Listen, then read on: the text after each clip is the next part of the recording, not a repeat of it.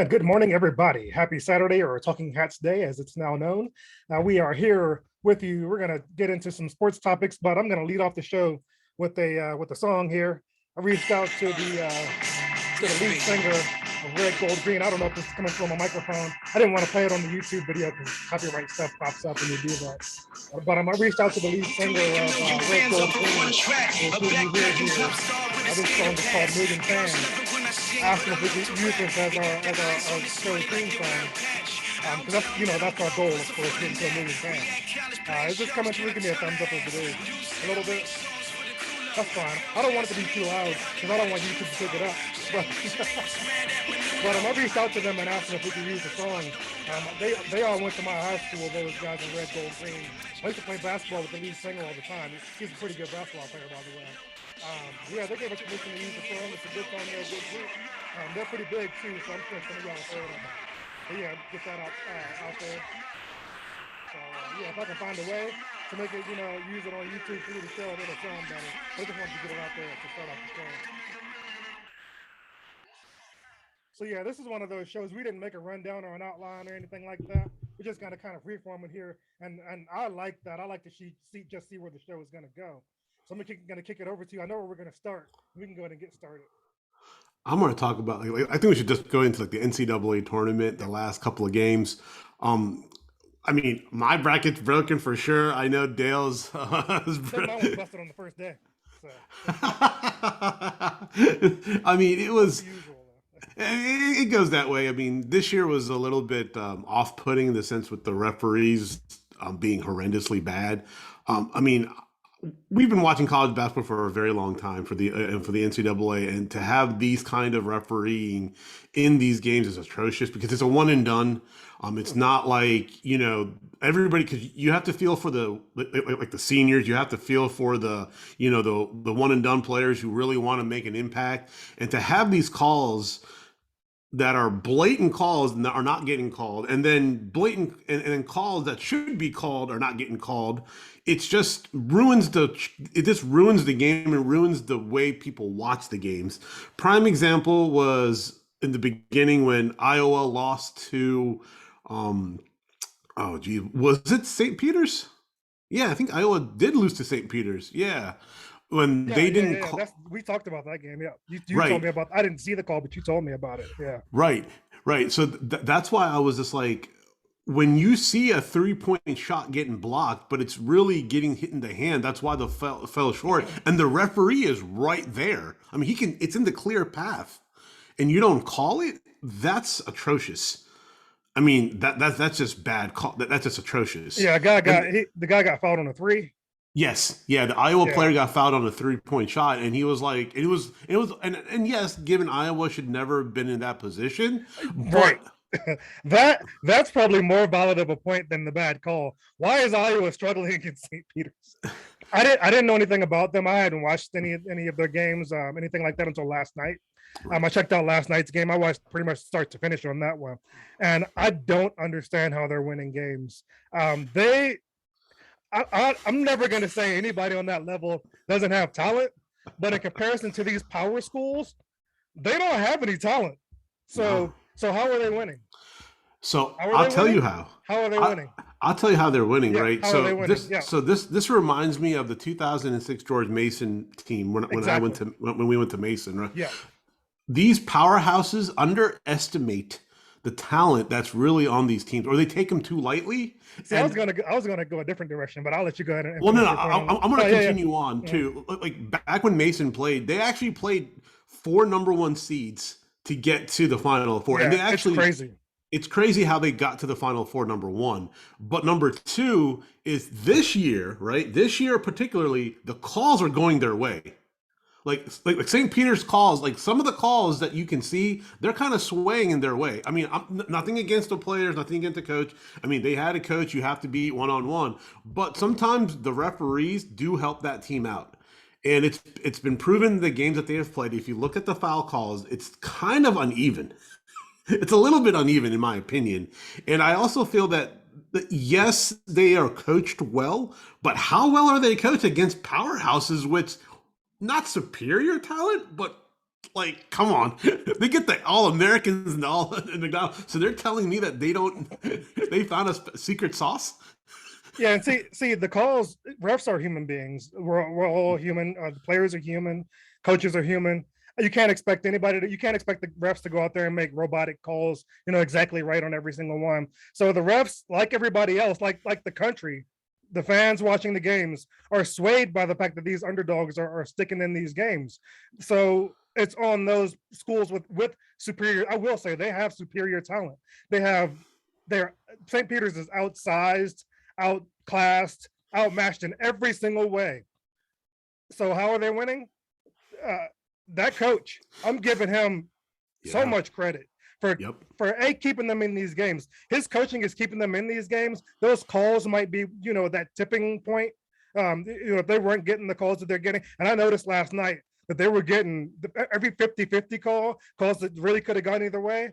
The refs gave those to St. Peter's, and there was one late in the game, an out of bounds call that went to St. Peter's, and that I thought they reviewed it and saw the fact that that should have been Purdue's ball there, but they still ended up giving it to St. Peter's, and they didn't really explain the rationale for that. But like I said, those calls are going to go their way because the refs are human. They're Right. I mean, nobody you can't quantify it when you're officiating a game, but underneath that subconscious, like a part of you is rooting for those underdogs. You see the crowd getting into it. You see how hard the players are working. Like everybody gets into that. And so that's kind of, kind of smoothing out their path a little bit too. But I'm not gonna all that to say they're working hard on the court. They're playing so hard, they're coached so well, they definitely deserve to be where they are. They are an elite eight. So Oh, 100%. And like I was having a little back and forth with one of the guys on Twitter when he was saying that, yeah, Gonzaga always loses in one and done. And I'm like, yeah, the refs kind of helped out, but Gonzaga went from a mid-major team to a perennial powerhouse over the years. They built, I mean, Coach Dermott built that team from nothing to something to elite now. When you talk about anything in the NCAA, you have to bring Gonzaga's name into the tournament. You have to. I mean, it's just how it is. Yes, it didn't fall. It didn't swing their way against Arkansas, and Arkansas had a heck of a team. And I want to tell you this though. Remember that time I was at work, I was working really late. I was working on my bracket. I had one bracket that I did not save, and I literally had Arkansas. I had like St. Peter's. I had Iowa State. I had all these little things, but then I was like, I didn't save it, so I didn't remember when I had to do my final bracket before the show. I'm like, dang it. I mean, it may have swung differently, but here nor there, like you have to give credit where credit is due because that coach put St. Peter's in a position to win.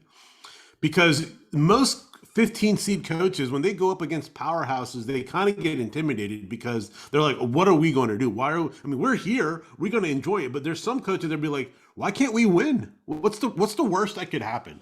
We get bounced out, big deal. The pressure's all on them to beat us. But now I feel that in this Elite Eight, they're in the Elite Eight now, right? Because they're yeah. yeah. So it's gonna be fun to see how they kind of hold up with the pressure. Because being a 15th seed, they've never been here before, but they're playing like it though. They're playing like they've been here before. So when you stated in the tweet that maybe Maryland should have waited, I have to agree with you. I mean, I like the Seton coach. I mean, he's really good. He's a proven guy. But I mean, look what the St. Peter's coach is doing. He's going up against powerhouses and beating them, and even in close games. In close games, like that's Yeah. where you have a great coach. Because it's not about blowing out a team by 20. That doesn't show your mental fortitude. It just shows that your players can play together. But when you're down by like 3 and you win by 2, that kind of shows your coaching. And within 20 seconds, by the way, the game against Purdue was the last second stuff. It wasn't from things. So you have to kind of put into your thought process as well. What is his X's and O's looking like, and how did he build his coaching staff to get this team to beat the number 4 seed or Purdue was number 3, right? Yeah, to beat a number 3 team in the nation.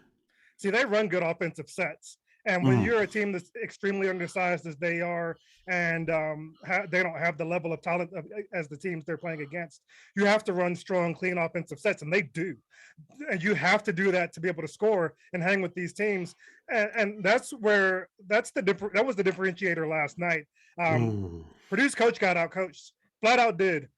Their offensive sets were they had Purdue on their toes, and with all the size Purdue has, like they should have been able to dominate, and they weren't able to do that on either end Mhm. of the court.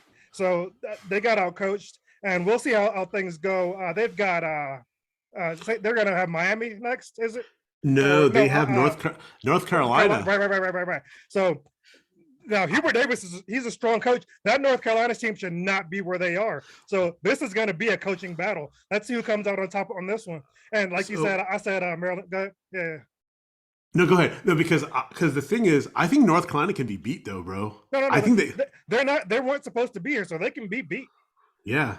Yeah, they I weren't supposed to mean, make it this far. Nobody picked them to make it this far. nah. I They mean, weren't a strong team this year. mm-mm. And to piggyback off of what you said though, because North Carolina, their starting five plays a lot of minutes. They don't have a rotation like St. Peter's because St. Peter's rotates in and out. They're Like not and deep though, especially inside. They oh, have they're not. I one guy. mean, They have one guy that they rely on, and he got in ball trouble last night, and yeah. so they had some struggles there. But But if you look at it, that in Purdue they had like 7 foot tall guy that they handled him pretty I easily. think that dude is 7'4".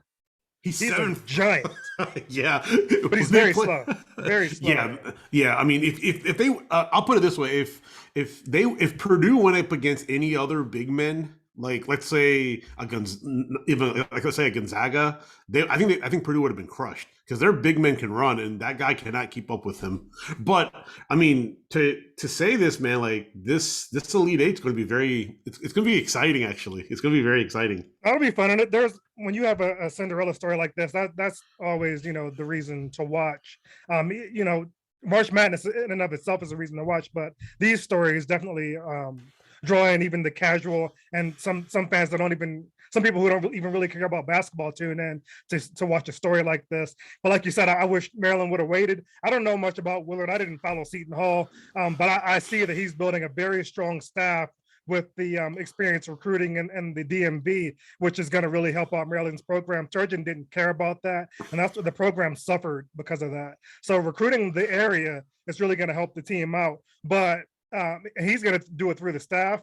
A guy like Holloway and St. Peter's, he wouldn't have had to assemble a staff to do it. He's a guy you want to play for, whether you know Mhm. Willard, whether you know him or not. His staff is going to be good enough where they'll be able to recruit. Holloway by himself is the guy he shows up in your living room. That's the dude you run through a brick wall for him. So that's Mhm. why I'd rather have a guy like him. He's not relying on the staff to do all the work. He can do it just by just himself showing up.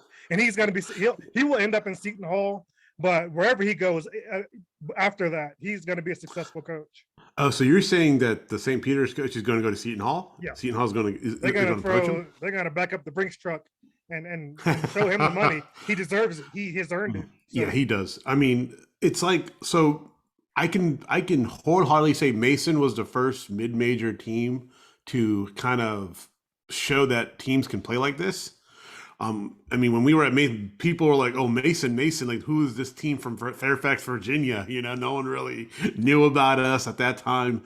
But I will say this though: Tony Skinn, who was the point guard for that team back in 2006, yeah, he's on the coaching staff yeah, for Willard Maryland. in Yeah. Maryland, and that's a great pickup because he has played in the DMV and he knows a lot of connections. Yeah, And that's as what I meant. Dale was pointing out, Yeah. Mm-hmm.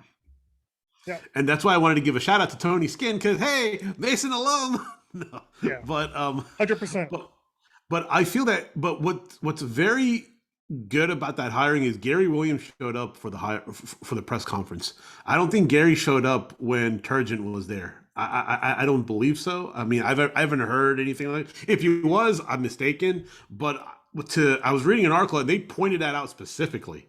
Mm-hmm. That Gary was in the presser when they introduced Willard, so that Yeah. says something about that hiring, and he probably He could may have have had. he may have even been involved in the search. I think you were about to say that. Yeah. Yeah, you're Yeah. absolutely right. Yeah. And I also believe that with this, like I've watched enough college basketball in a way because Willard's a very tough coach. His style is defense and transition to offense and have an offensive set.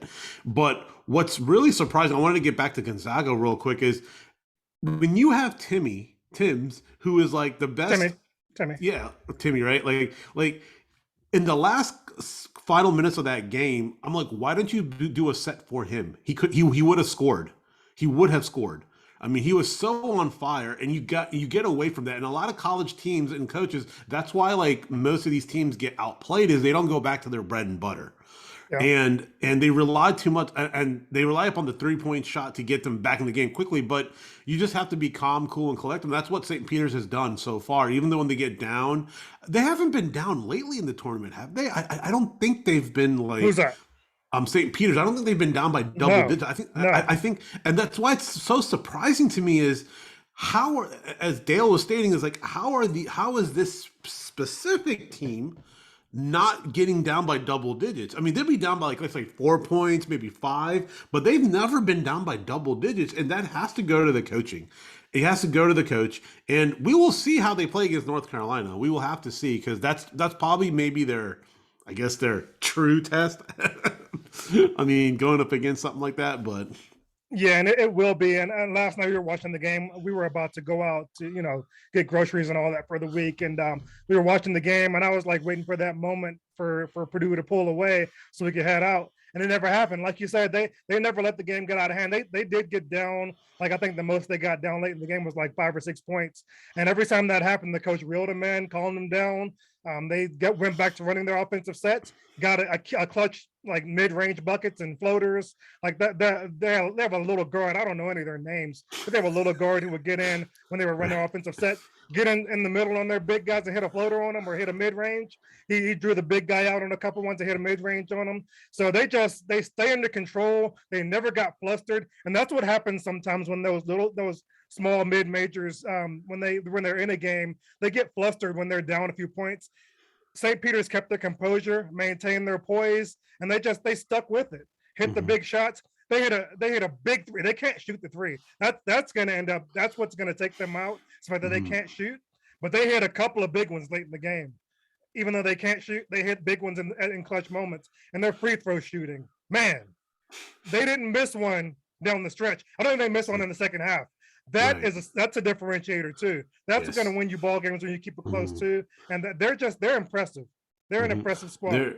And I hope I always say this. I hope the coach does not go to another team, is because if you can build something, he's gone. You think he's gone? St. Peter's can't pay him. And they were showing his family last night during the game. Beautiful family. He knows how to pick a wife, just like we do. We pick him right. She's a good looking woman. Two beautiful boys. Nice. So at the end of the day, that's what it's all about. There's loyalty and all that, but their loyalty first and foremost is to your family. Right. When he sees all those zeros on the bottom line, I mean, it's hard. It's a hard decision, right? I mean, it's like when Shaka Smart, like when he took VCU and Larinaga. Well, with Larinaga, there was a lot of controversy that he wanted his staff to get paid, but Mason didn't want to pay his staff. So eventually, he did the right thing and left to go to Miami. He brought his entire staff to Miami. So and we need to give him a shout out too, because Miami's not supposed to be here either. And dude, they're still going. Miami's elite too. Wow, so, right? Coach L, shout out. You deserve it. Yeah, and he's doing a heck of a. I mean, he's beaten pretty good. He's actually beaten a lot of tough teams to get here. He beat a tough team last night. Yeah, he did, and it's. You have to give credit. I mean, they're pretty much all around team. I mean, they can shoot the three. They can defend really well. They can well coached. Yeah, they're very well coached. So, I mean, if they get to the Final Four, I think this will be Miami's first. I mean, I think this is their first Elite Eight, or maybe because I've never seen Miami in the Elite Eight before. I mean, you're probably right. That sounds right. I mean, because we've watched basketball for a long time. I mean, college basketball, and I've never heard Miami getting past the Sweet 16. I mean, even getting to the Sweet 16 at times.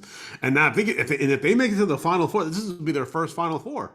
I mean, not if they happened in the 70s and think that, but I highly doubt that. I highly doubt that Yeah. because they didn't have a basketball like program that was well deserved back then. It's pretty much football. Mhm. So he's putting Miami basketball on the map, like Yeah. Larinaga, Yeah. how he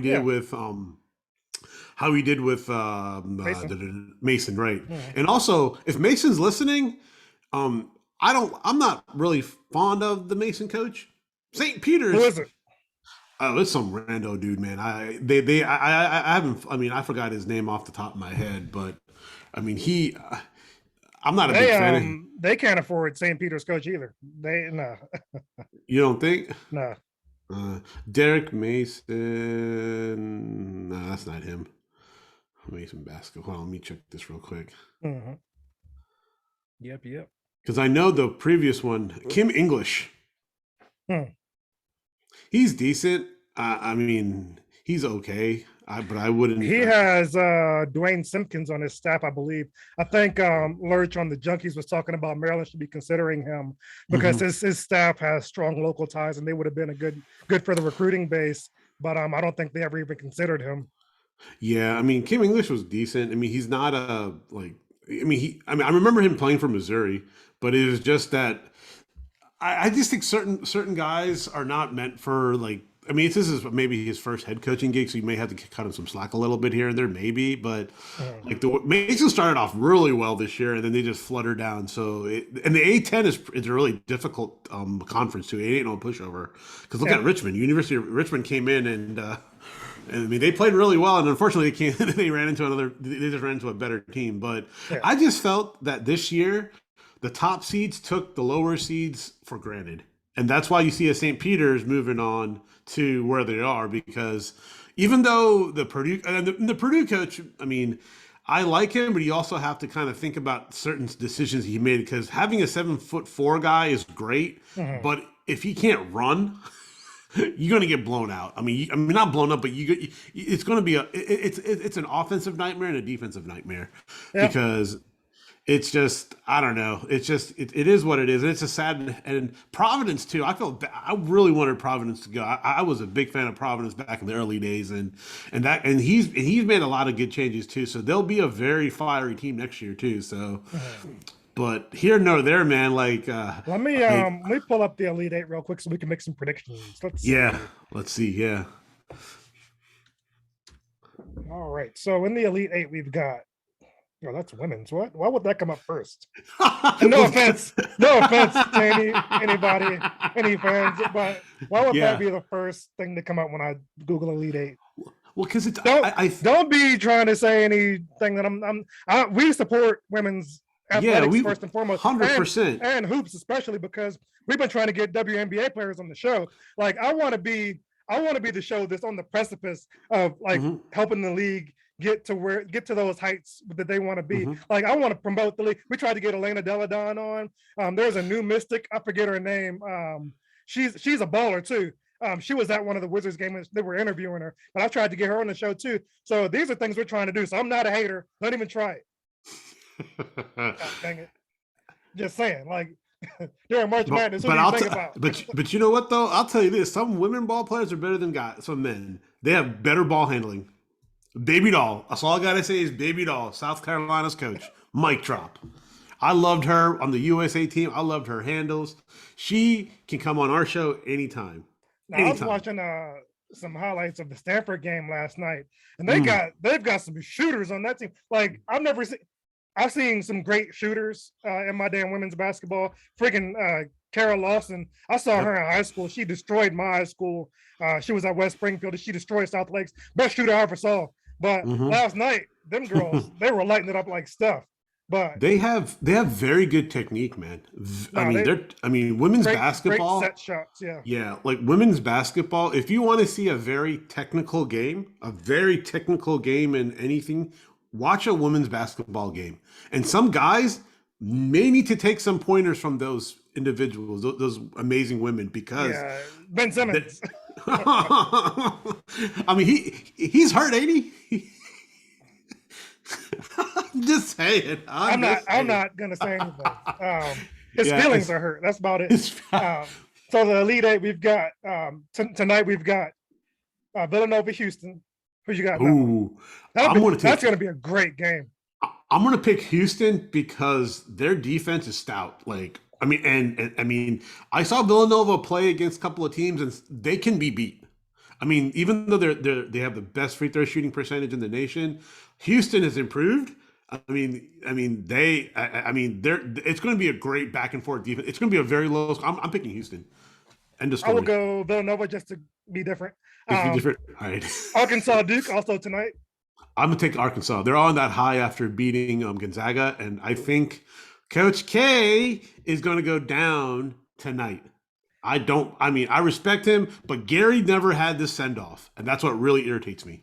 Yeah, and Arkansas put so much into beating Gonzaga, but I think Duke's going to get this one. And it's been I think I've never rooted for Duke in any form or fashion. They had guys like Grayson Allen, who I hate, JJ Redick, who I didn't like in college, but I liked in the NBA. He was fine. But I'm rooting for Coach K to go out on top, just because I don't really have any other rooting interest in this tournament. Maryland sucks, so that would have been the team I would have rooted for. Right. St. Peter's, I'm pulling for them too, but I like to see Duke go ahead and run it. Mhm. Next, we've got Kansas, Miami, number 1 versus number 10 matchup. I gotta go with Kansas, man. I mean, Kansas is just stout, but they've been struggling. They've been struggling. So screw it. I'm changing my pick. I'm gonna go Miami. I'm gonna go with Coach L. And let's see what happens. Let's ride it. I'm rolling the dice on that Yeah, one. I don't think they'll win, but I'm going to pick them anyway, and I'm going to definitely be rooting for them. Coach L, I'm in your corner, and I have been.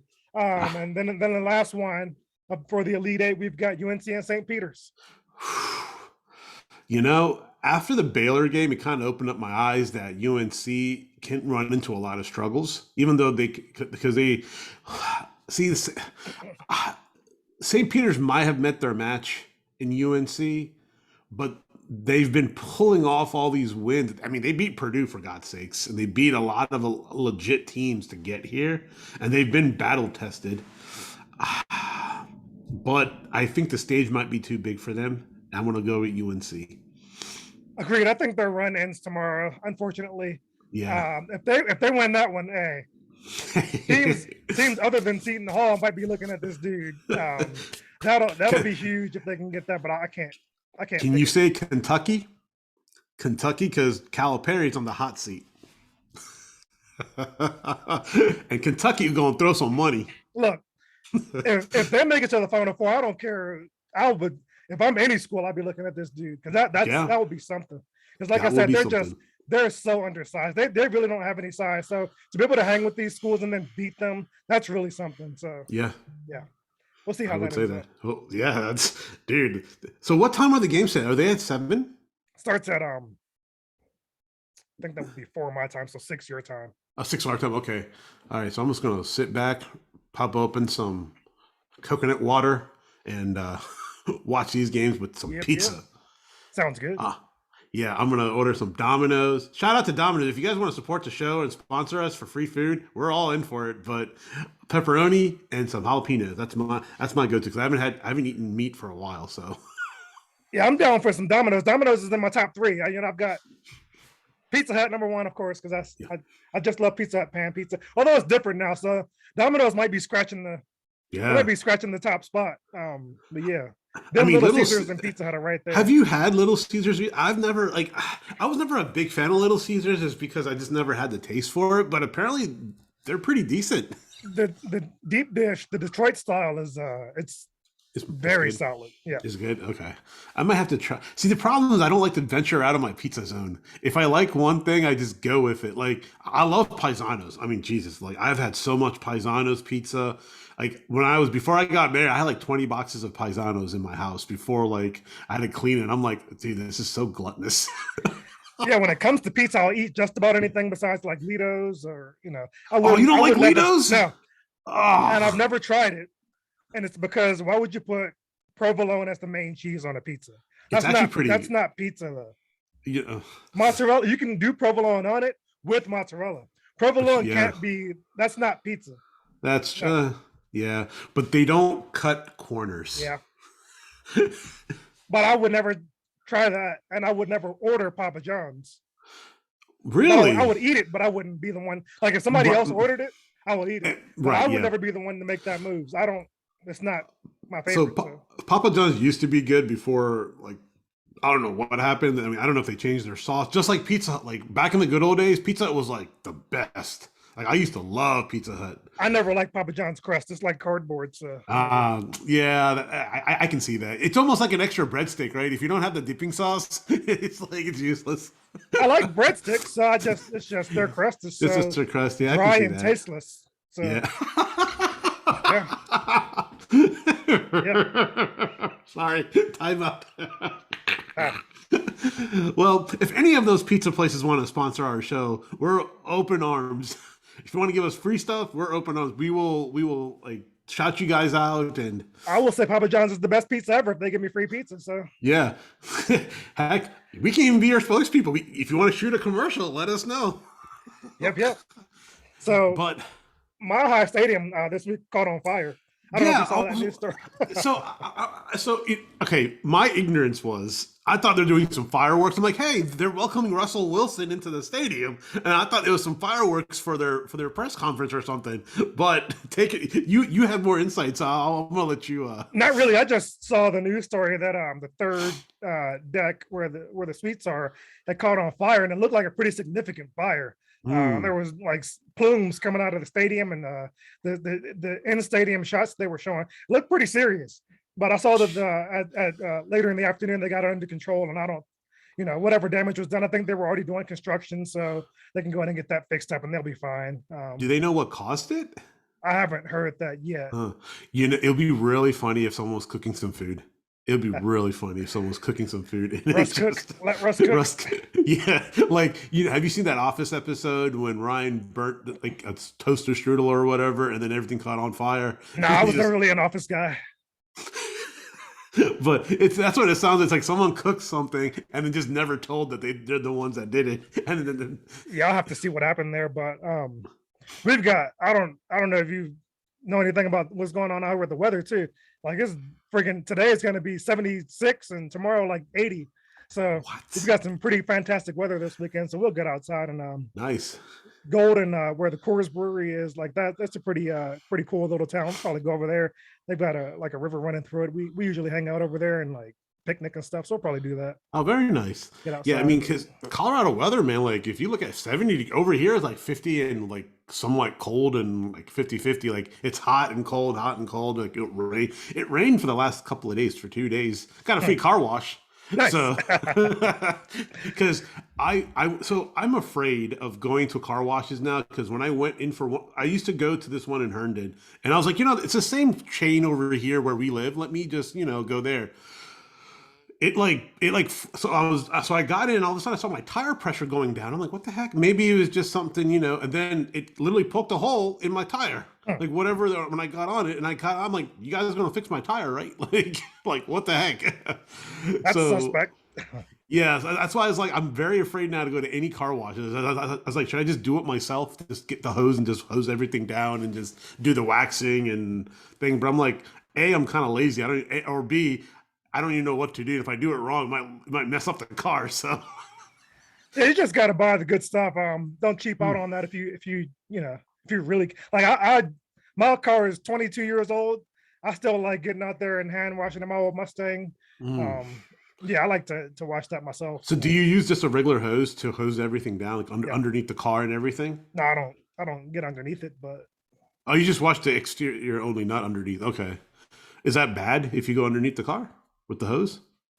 No clue, but I just okay, that makes sense. Yeah.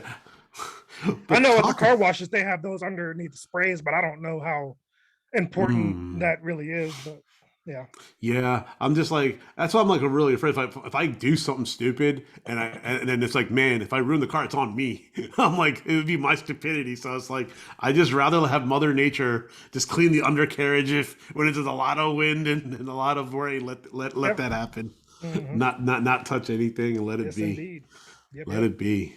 But to talk about craziness, this past NFL week, geez, who would have ever thought Tyreek Hill will get every traded? week. It's like every week we're saying that. It's like this is the craziest week, and then next week this is the craziest week. It's just nonstop content and stories. Is it's a great thing when the season ends, the stories don't end. So yeah.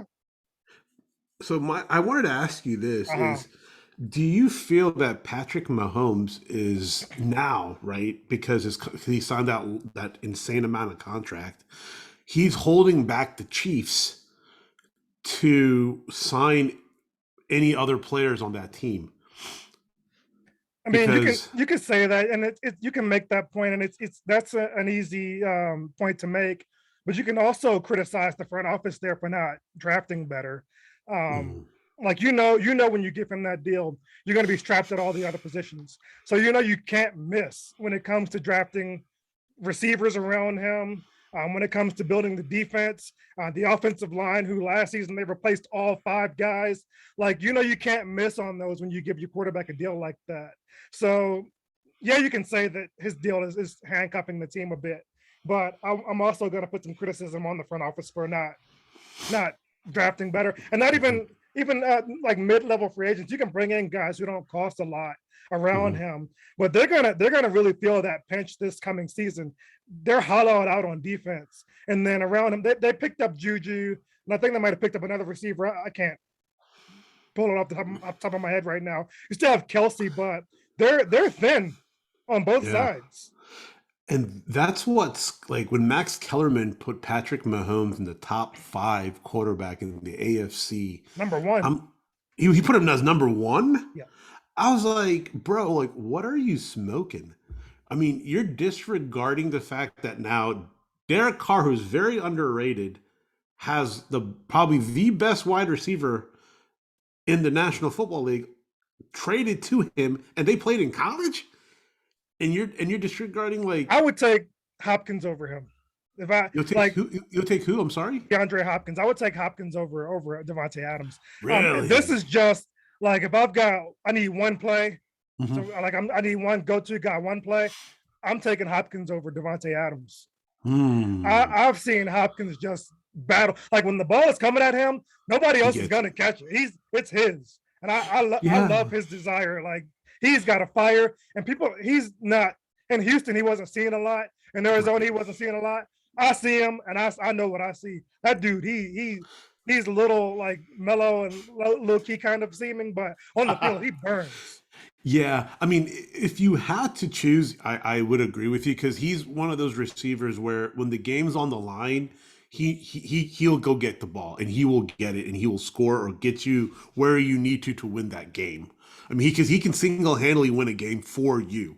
If you throw him the ball, he will get it. He will get it done. So on that aspect, I will agree.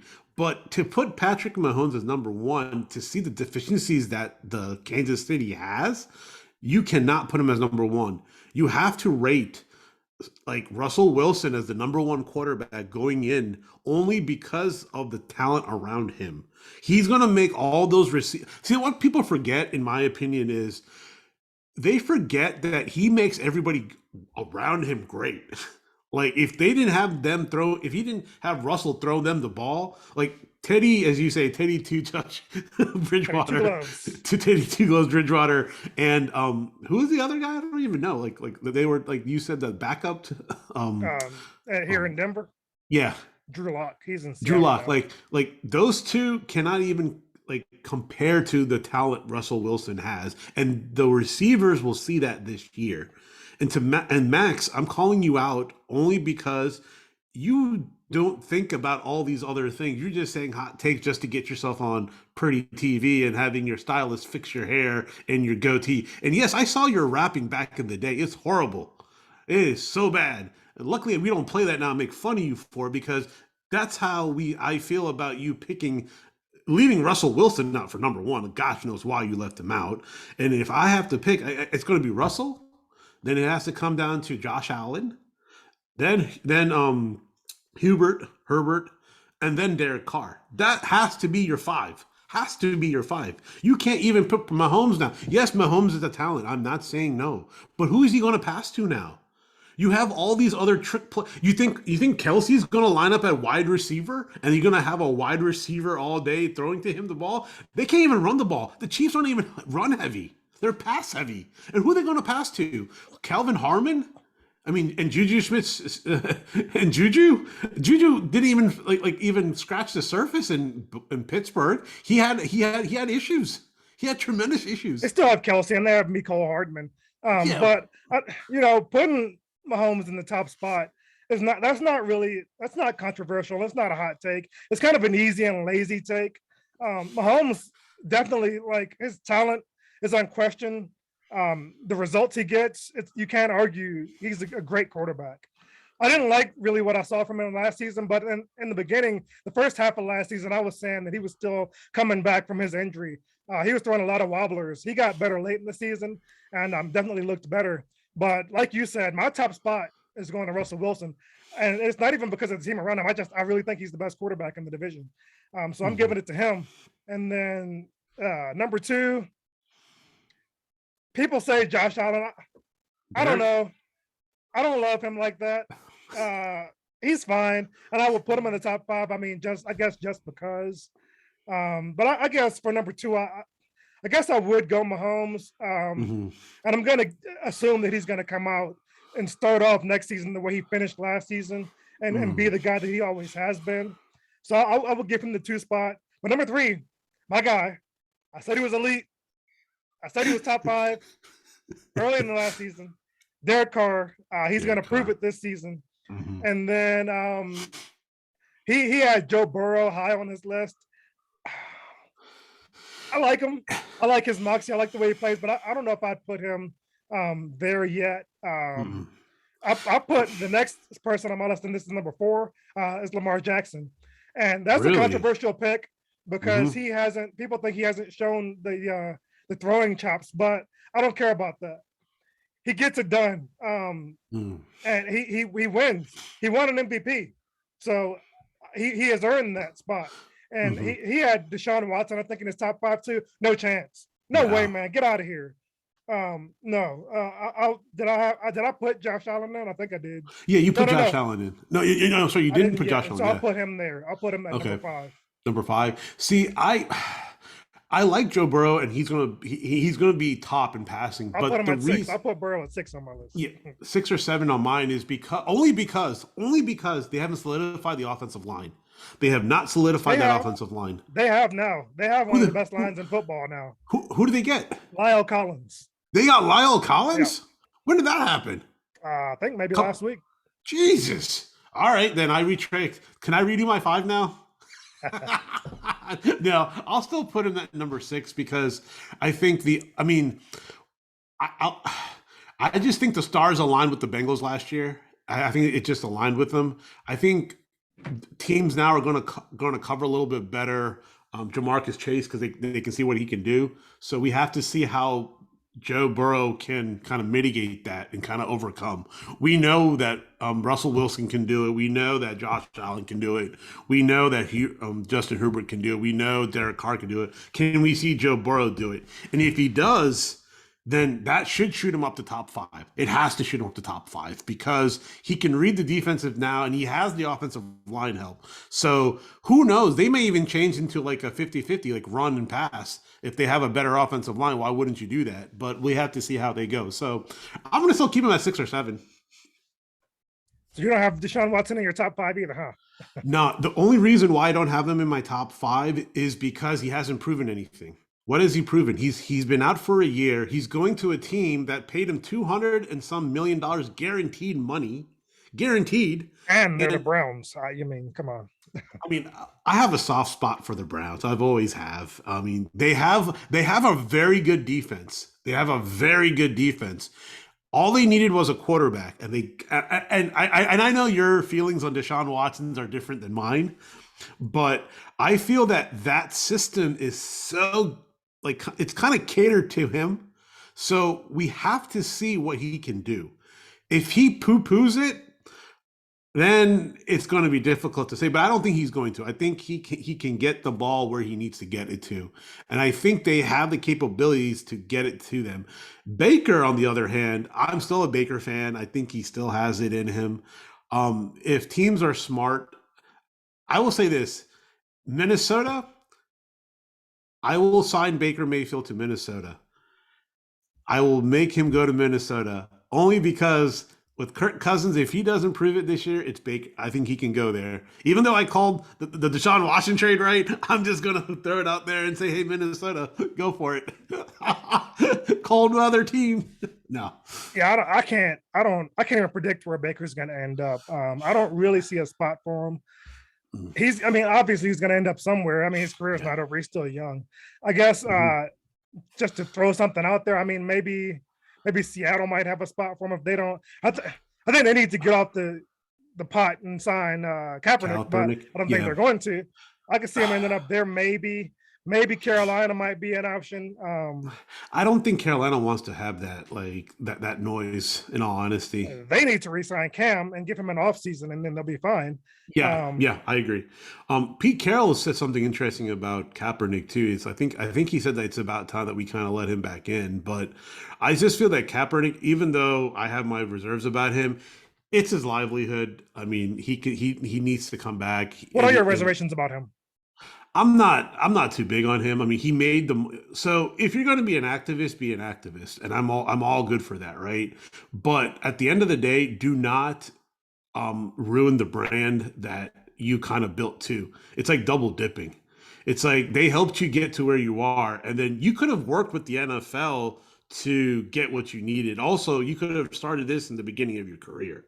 All your activism stuff could have happened then too. I mean, you don't wake up one morning, do what you got to do. You got to be influenced on what you need and more thorough and read on it. But he's a very intelligent individual, in my opinion. I also feel that he needs to kind of take a step back and concentrate what's most important to him. What does he want to do? If he wants to make his activism shine through other means, then I would say go for it because that's what he is. And working with Nike and all that, whatever that thing is, he got paid whatever that is.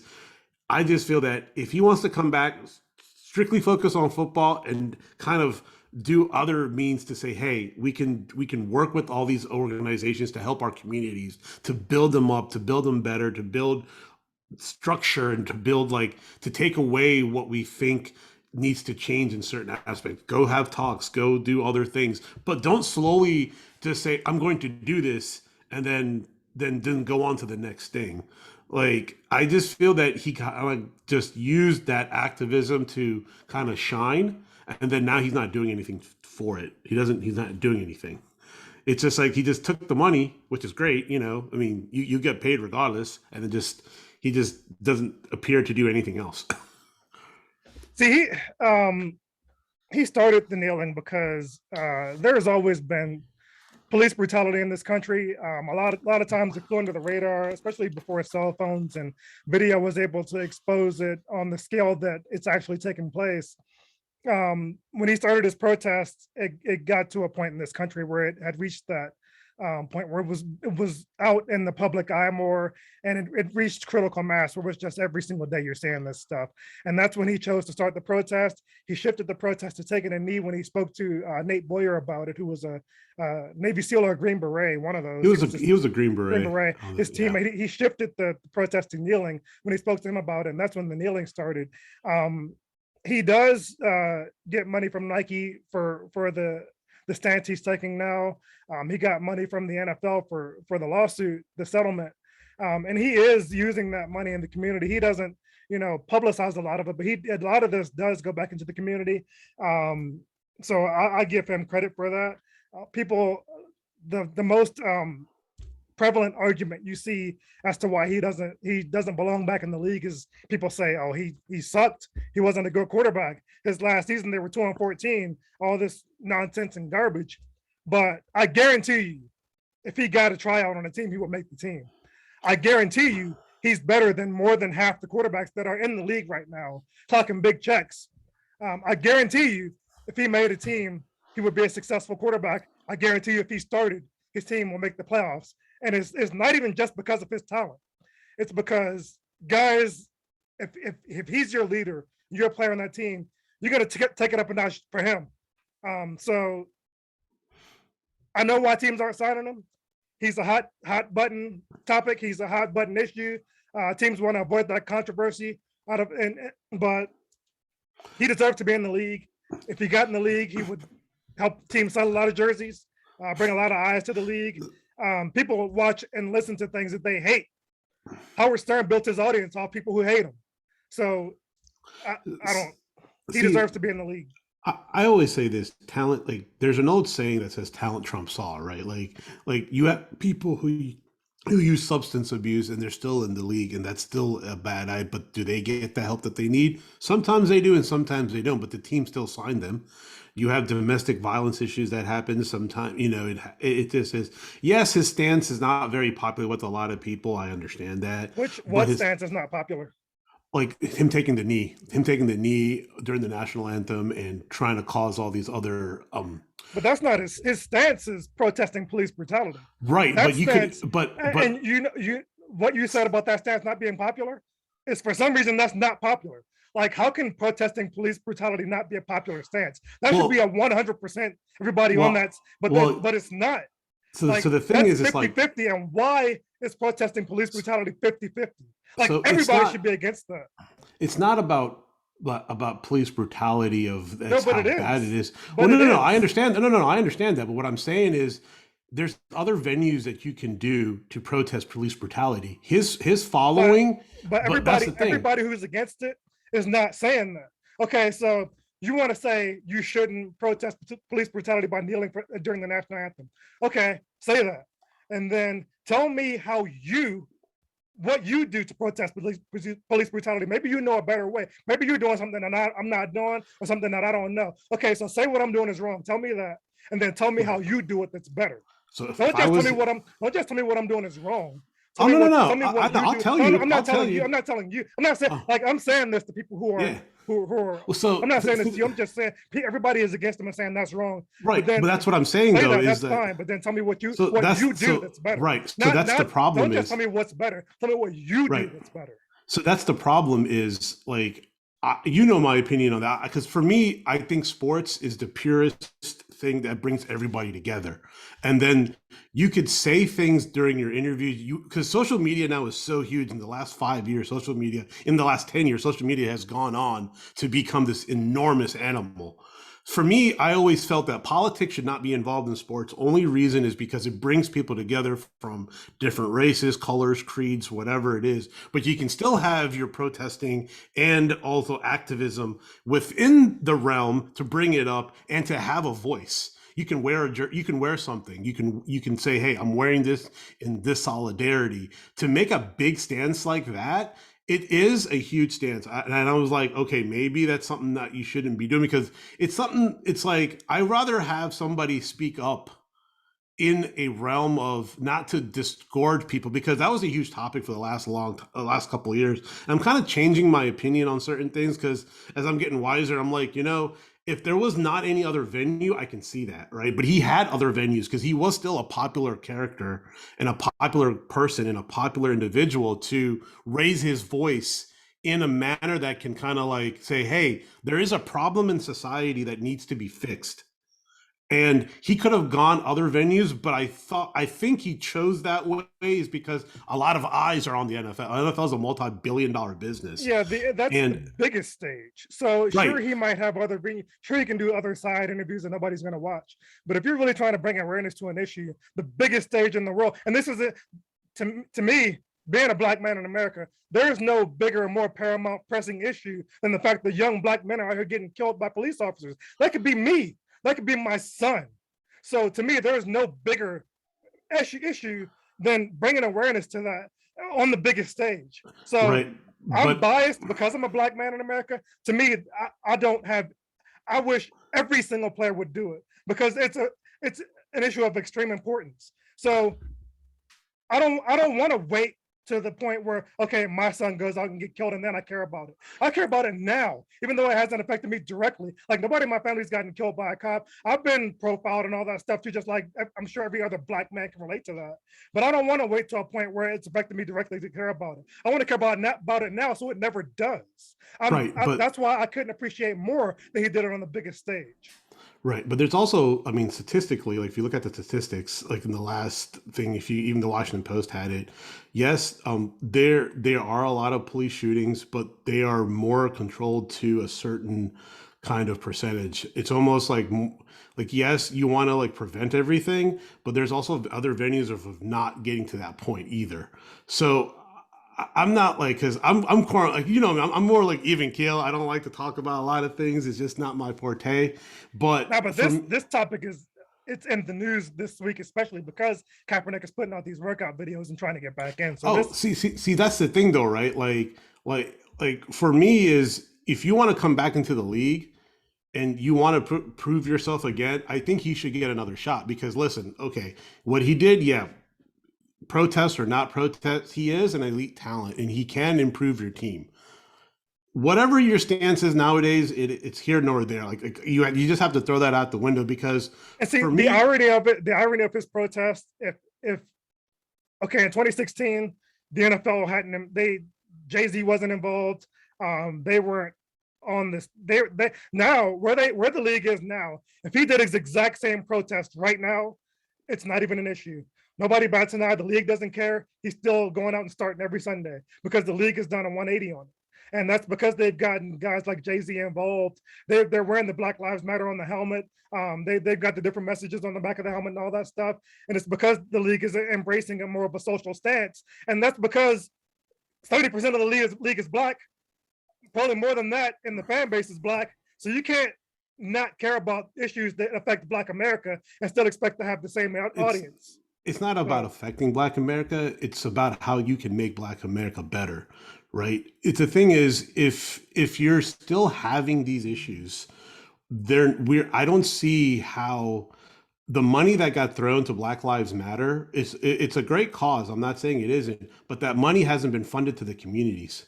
It really hasn't. yeah, And that's something I'm not going to get into because first of all, Black Lives Matter, the organization, I don't know anything about them. I don't know anything about their fundraising, their causes, where the money goes. I know nothing about it. So I can't debate for or against the organization. Know nothing about it, don't know it.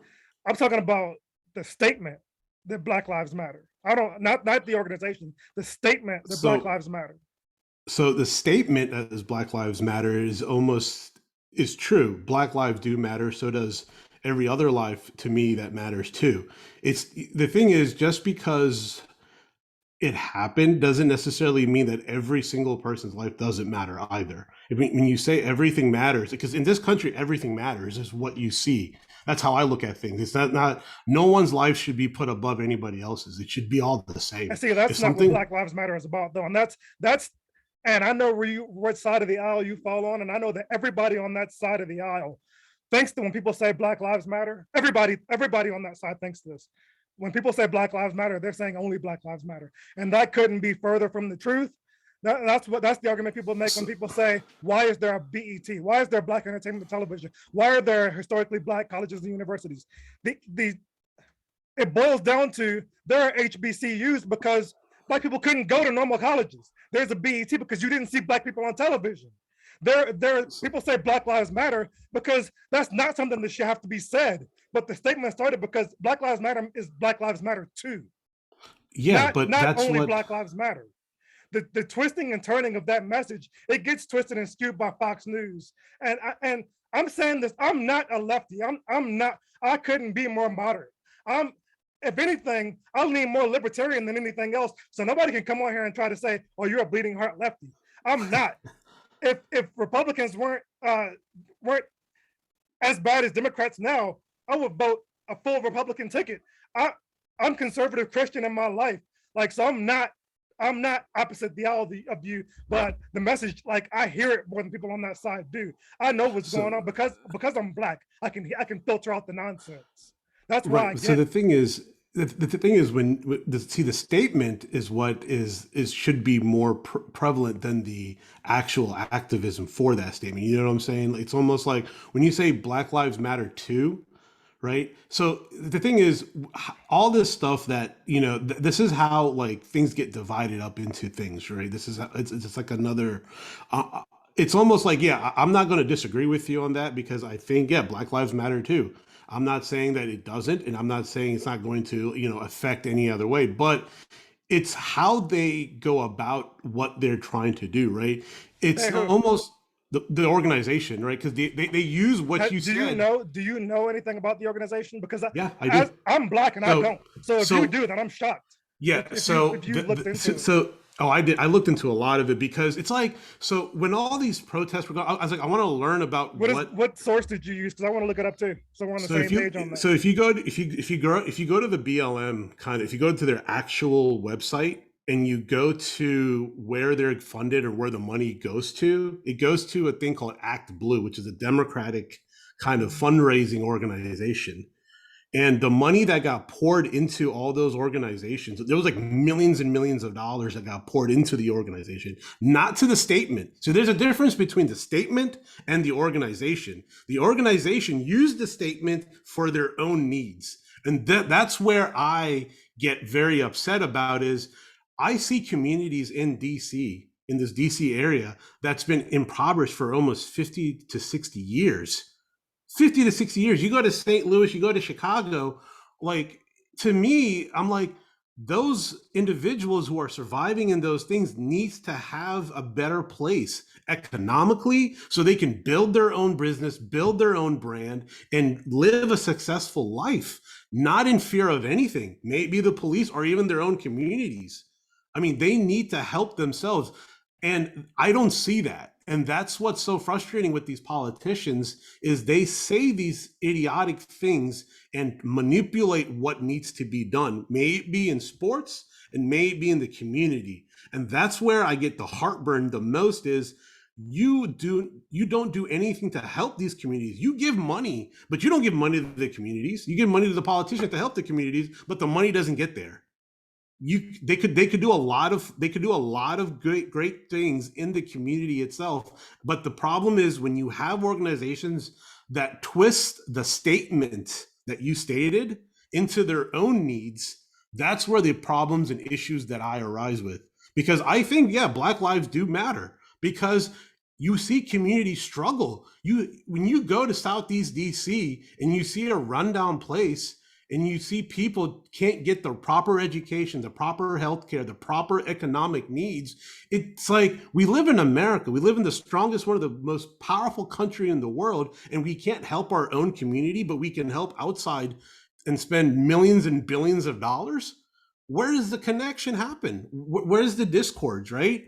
Like that's where I get upset is not about the statement, but it's about how that statement's being used for other people's needs and gains. Like that's what I get upset about. It's not about that this is like, oh, this is here or there. When you have a public school in Baltimore can't read at a 5th grade reading level or a 6th grade reading level, and they're reading at like a 2nd grade or a kindergarten reading level, that's a problem. That's an issue. And yeah, when you put that out there, I mean, of course, if that's the case, that's a problem or an issue. But these sound like Fox News talking points. I don't know about the public schools in Baltimore. I haven't gone to them. I haven't looked into statistics or anything like that. So I can't put a blanket statement out there that entire schools are reading at that kind of level. I don't know that to be a fact, and I don't believe it is. But I'm going to wrap up this entire topic and harken back to what I was saying about Black Lives Matter too. And the reason that's even like that's not something that should even need to be said in America in 2022. But it is something that has to be said because when you look at what's going on right now in Ukraine and how we're giving billions of dollars in aid, like that, right on the button, it's done. When you had Flint is still having a water crisis. When you've got Haitian refugees that are getting whipped by guys on horseback at the border. Black Lives Matter too is something that has to be said because you've got this stuff going on still in this country. We can go help Ukraine refugees for bringing them in 100,000. Biden just announced it. You've got Haitian refugees trying to escape the same situation, get deported every single day, getting rounded up at the border like animals instead of treated like human beings. And that's why you have to say Black Lives Matter too, because America still doesn't get it. That's why we have to say it. And now we're going to leave it at that right there. We're going to cut it off right there and take a quick break and see what we're going to talk about to wrap up the show. We'll be right back. All righty, we are back from the break here, and we're going to shift gears into some NBA action. Or are we going to touch on Tyreek Hill first, or get right into the NBA? Let's touch a little bit on Tyreek Hill because and then get into the NBA and then transition to the NBA because that was a block. I mean, if people were talking about how big this deal was, and I think it's probably the biggest trade Miami has ever made. I think in their history of existence, because getting a caliber like Tyreek Hill, but I think they gave up a lot to get him. They gave up a ton of draft picks. I mean, they gave up a couple of number one. They gave up five. Shoo, man. But the issue is who's going to throw him the ball? Like Tua, I have my reservations about Tua. So Miami's just like the Cleveland Browns. The reason why is they have a pretty decent defense, but they need a quarterback to get the ball to people. So who is going to be that quarterback? If they're going all in on Tua, I don't think Tua is that quarterback. He's decent, but he ain't gonna get you to that next level. He'll win you maybe 8 to 9 games, but he ain't that perennial quarterback that can get you the consistent 10 to 11 wins and playoff victories and things. So I think they may have bit off more they can chew. And KC giving it to the Miami Dolphins for all teams. I mean, now I can say KC's probably in the driving seat now because they got all these picks. And if the GM doesn't make well with those picks, then you might have to let go of the GM after this year. Yeah, they getting 5 picks. They better make something happen with that, especially losing a player of his caliber. Mm-hmm. I don't know if he's worth 5 picks and then the contract they gave him, but he is a great receiver and he should be a difference maker on that team. But like you said, it's about who's getting them the ball, whether it be Teddy Bridgewater or Tua. If Tua does end up starting. What they might be doing is getting things in place for Tom Brady next season. That rumor kind of came out there on the internet this week that they were trying to work out a deal. Don't know if there's any real validity to that, but there have been rumblings in the past about Brady wanting to be involved in the ownership there in Miami. And then I have been all over the fact that he's tired of playing for Arians. Not that about Tampa, the team or the place. I don't think he likes Arians that much. And he has to play out this last year of his contract though. And I'm And predicting and you said that too, that he's tired of Arians. I've been all over that. So I predict that he will be in Miami next season. I don't know if that'll come true, but he definitely won't be in Tampa, and he will keep playing. He's not going to retire. He's going to keep playing. And it looks like all signs are pointing to Miami. So, I mean, can you imagine? Can you imagine Tom Brady in a Miami uniform next year? That team is going to be a legit Super Bowl. They'll win their second Super Bowl if that happens. In all honesty. Yeah, and maybe what they're doing now is just getting things in order for that to happen. So. And you heard it on this show first, by the way. You heard it on this show first. No one else. Dale said it in the beginning, like last week's show that. Yeah, I've been all over that one. Yeah, 2 shows ago that Tom Brady is getting a little bit tired of Arians' noise, and he may be going to Miami. So you heard it here first. If anybody else says it, they heard it here and they didn't give us credit. I'm stating that. Did we have a show around the time that Matt Ryan went to the Colts? No, we didn't actually, because that news happened. I don't remember if we brought that up or not, but if we didn't, no. I think this definitely makes the Colts a contender. Oh, 100%. They've got a strong defense, an excellent running game, good offensive line, decent weapons on the outside. They were missing the quarterback piece, and now they have that and Matt Ryan, who's legit and should go there and make them a legit contender. Oh, you have to consider them a legit contender. I mean, what he has done in Atlanta, he's going to do the exact same thing in Indy. And Indy has a better team. They have a better team, hands down. And people are saying, "Oh, why didn't the Commanders not, get Matt Ryan? They should have waited and traded." But that's what I told Dale, and Dale was like, he had a no trade clause, right? He had a no trade clause in his contract, so he can refuse any trade that happens. And I don't think even the Commanders entertained Matt Ryan. I don't think he was only even on their radar, which is surprising to me. Because if they were, why wouldn't you go after Matt? Even if there was a no trade clause, you could have entertained it. You could have made it a little bit better for Matt to come to the Washington area. But I don't think they even entertained Matt Ryan, and I feel that's on them, not on anybody else. So they got Carson He's Wentz. Older too, so it kind of makes sense. But he's a guy who I think will come in and, like I said, he makes the Colts a contender. He would have done Yeah. the same for Washington, but there's no chance he would have chosen to go to Washington. So I don't think no one wants to choose to come here. And no, that's the issue. Like, we haven't built ourselves to become that perennial place because DC is a great place to come to. I mean, it's a beautiful city. it's It's fine. just, nah, man, I was DC born is, there. It's not that great. I love DC, man. You know me, I'm a DC boy to the day I die. I love DC. You wearing a DC shirt? Well, I felt the same way you do. From my whole life, I grew up thinking, why would anybody live anywhere else? Everything you could possibly want is here. We've got beaches within driving distance. The weather is not horrible. Everything is here. Why would you want to live anywhere else? And then Eddie got drafted to the Denver Broncos and actually got to go somewhere else. And when I went somewhere else, I saw that DC ain't that great. It's really not.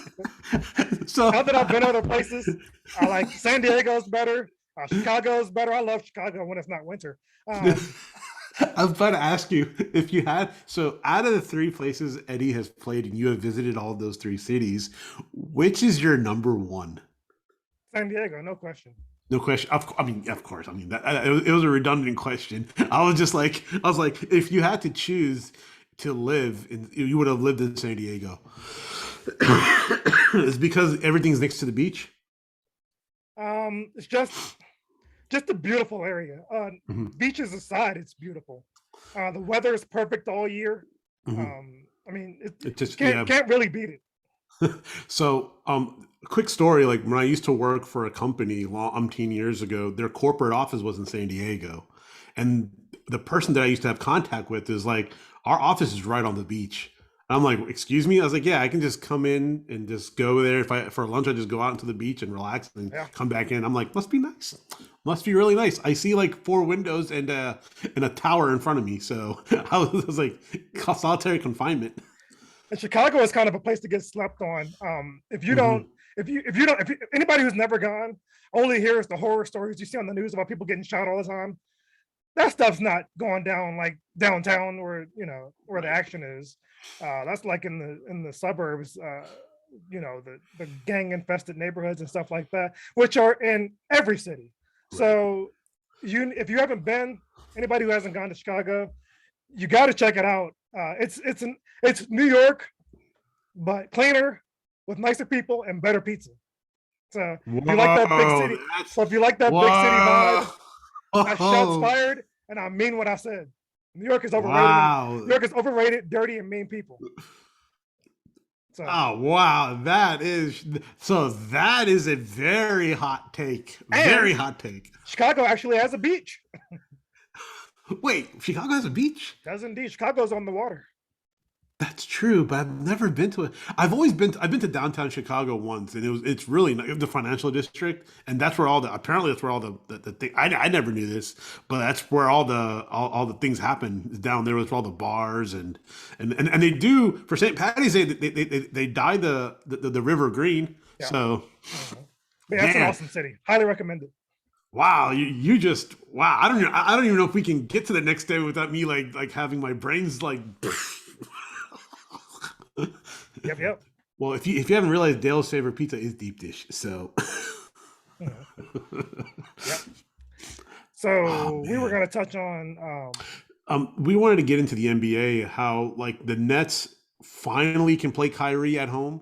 yeah, They lifted the vaccine mandate, which I think it's a good thing to do. I mean, people have their reservations about that, but Kevin Durant shamed him into it. oh, I think he just took his 15-inch shoes and just laid it in. He was right. It He was doesn't make any right. sense. Yeah, Players who are unvaccinated on other teams can come into Brooklyn and play. Why wasn't Kyrie able to play? He was able to yeah. be right there on the bench, but couldn't like none of the rule made any sense. He looked like a clown, and Kevin Durant clowned him, and then he Mhm. changed it. So So, do you think Adam Silver should have kind of? I mean, it's not his call though, right? It's pretty much it's the government of New York who made that kind of rule, and that's why the hey, NBA money had to. talks. So Adam Silver could have stepped in with the big pocketbook of money and made things change more quickly, but Hmm. he let things play out, and here we are. That's true, and I'm glad that he can play because because people see stars to play. People want to see stars play and play at their best. And when the Nets don't have all their firepower going, I mean, yeah, but people come to see Kyrie too. It's not Kevin and it's not like that. Another But reason he went ahead and changed it is because baseball season is coming up, and people in New York don't care as much about the Brooklyn Nets as they do the New York Yankees. He wasn't going to screw with that. And I know all the Yankees aren't vaccinated, and they would have had to fall under the same rule.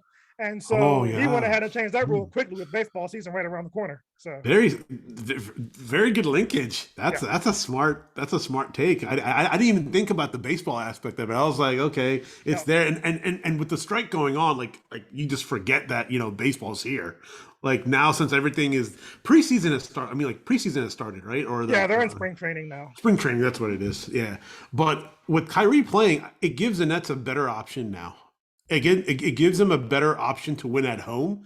Also, to make a run for the playoffs because if that rule still stood, I don't think they could have won at home. I don't think they could have. It would be amazing to see them lose in the playing game.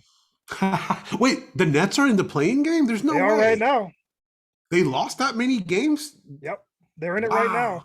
We'll see if they can somehow dig themselves out of this. I don't. I think it might be too late for them to dig Mhm. themselves out of that situation. But the fact that you're in it, like, sure, they have a great team, and sure, Kyrie can play. But in a one game playoff, anything can Oof. happen. Kevin Durant could Yeah. twist his ankle or something. Like anything could go down. So Yeah, and I said this before, they don't have a solid bench. they They kind of have do a now, but but still might not be enough. yeah, that's what I'm saying. It's like they have like maybe two or three players rotating in and out, but I think you need a solid five. You need five players to six to rotate in and In the out, I playoffs, think. though, teams don't go as deep. So OKC does, I think, right? Not OKC. I'm sorry. Golden State. in the Don't they have a playoffs, lot? not in the playoffs. Hmm. In the playoffs, teams Ah, shorten up those benches. Oh, they do. Okay, gotcha. Because for some reason, because I think they're so good that it doesn't really take into consideration. Mhm. But now, if you look at it, like in the East, who's number one in the? It's Milwaukee still number one, right? Or No, because Milwaukee, Miami. Miami, wow, flew underneath the radar with that one. Dang, They Eric stink. Sportra. They're gonna lose in the first round. That's my prediction. They suck. I hate Hmm. them. Yeah, I'm surprised they're number one though too. I don't. I mean, they probably play some bums to get to number one. I mean, I'm not. I thought Milwaukee would have. I Now, mean, Spoelstra's a great coach. He's working with the. I don't know how that roster. I don't know how he's winning with that team. hey, I don't respect that roster. Pat Riley put it together. So He deserves all the credit, Spoelstra, for putting yeah, that I together. mean, I like Spolstra. I just feel bad that he doesn't have. He has one ring or two. He has two rings, right? Two, because Riley Yes. won one, and then Hmm. he has two. Yes, two. Okay, he should have another ring. I think if he, I just want him to go to another team. The Wizards, no,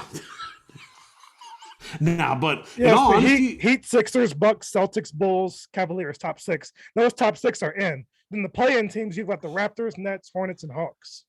wow, ugh, that's doo doo. Sorry, I don't mean to sound like thing, but that's just a doo doo lineup. So I guess I don't know how the play-in works. I don't know if it's 7, 10, 8, 9. If it's 7, 10, 8, and 9, then the Nets would play the Hornets in that playing Ooh, game. that will be good. I want the Hornets to win. They have a And no matter who they great. play, those four teams, like those games could go either way. Yeah, I think the Hornets will make some noise in the playoffs with Melo playing really well with the trade act with Montrezl Harrell is there too, right? Yeah. With the Hornets, so I mean they can make some noise, I'm kind of changing my tune on Melo. He's actually really good. Yeah, he is. Yeah. He's like wow, like I had because his father kind of did everything. I'm kind of I guess got tired of his dad talking, but I think I saw the other day that the Suns have clinched the top spot in the geez, playoffs. okay, So yeah. I uh mean, is geez, who's the point guard? Why Chris Paul, he's still Chris out. Paul? He's still out. But as you stated in the tweet, Devin Booker is a very under the radar player who does not get his due in this All Star NBA packed thing, and I think it's because we don't see him play. Yeah. Like those games are so. It's just like Denver, like the Nuggets. You have great players, you don't get their shine, and it's unfortunate. The NBA, I mean, in all honesty, I think the NBA needs to do a better job of prolifying. Because back in the good old days, I remember they used to have Saturday basketball, And that's the only time you could see like the West Coast teams play on on like at 4 o'clock or 12 o'clock. They used to have like a 2 o'clock thing. They need to get back into that to show what kind of caliber these players are. And it was fun watching it too because nothing else was playing. You might as well play NBA basketball. And now you have this is our best opportunity to do it. Yeah. Like I don't, and they need to relook at that for next season. Right now it's looking like the Warriors and the Nuggets are going to be the first round matchup. So that First round, sucks. really? That sucks, but I think the Oh, Nuggets can get them. in all honesty, Boogie is the X factor in that entire thing.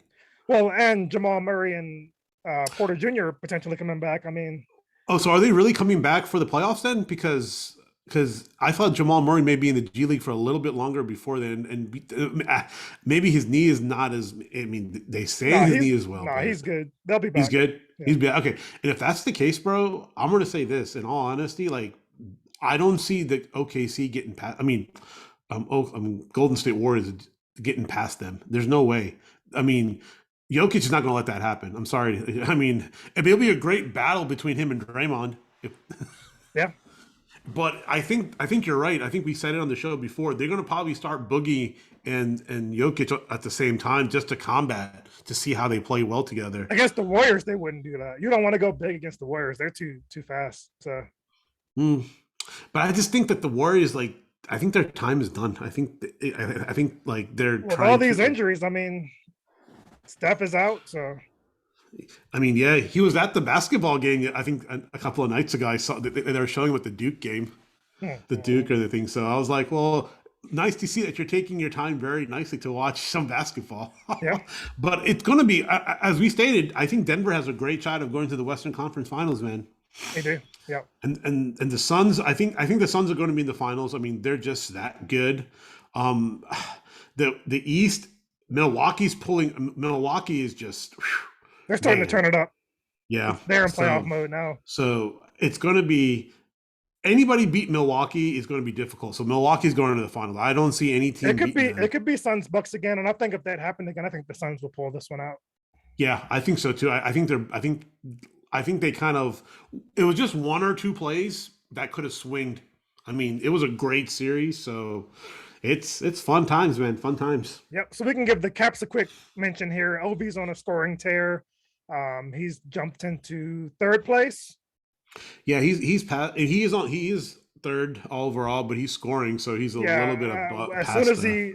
As soon as he made that move, he's been scoring nonstop, and their math is playing well. He's averaging like a point a game since he's been back.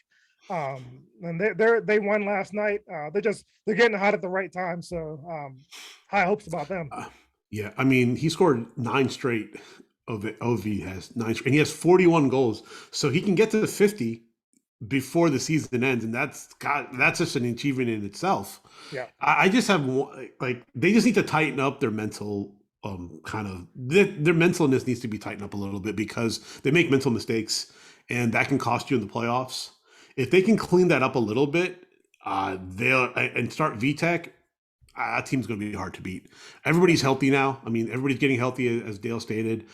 We've always been stating it. If they're a healthy team, they're a dangerous team. And they've kind of figured out that Vitek Vanacek can be their starter. And it's going to be a tough ride for any team that plays them because they can play you tough and they can play you fast.